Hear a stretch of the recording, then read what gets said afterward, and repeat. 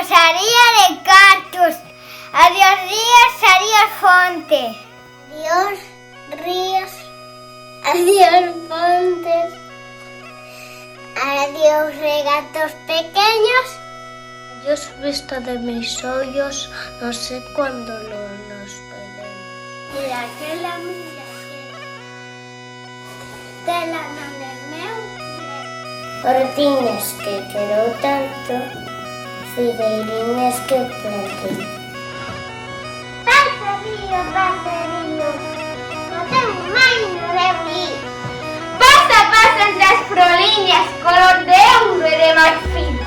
A quen costou os doces labios, tan doces cousa te dis. Pasa, pasa, máis non vexas, que te vas ao mar sin fin. Porque entonces, ay pobriña, cuánto chorarán por ti. Si supera que mañana, si supera que sufrir. Des que del vivo apartada, o meu corazón sentiu. Meniñas de Rosalía de Castro. Vayamos a festa que xa non son horas, que xa canta risa de xente por fora. Xa sonan bombas e fogos trisqueiros, que non xa se escoita o son dos gaiteiros. Que pasan os coches, que ríen os meniños, que volen contentos os vellos camiños. Que baile, que amigos.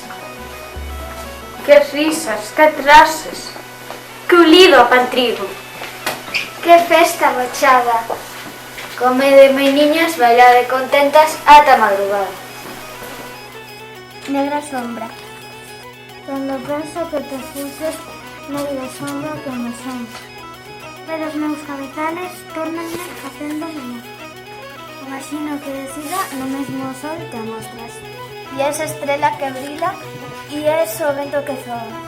Si canta, es ti que canta. Si chora, es ti que choras. E eso o murmullo do río. Ni esa noite, ni esa aurora. En todo estás, e ti es todo.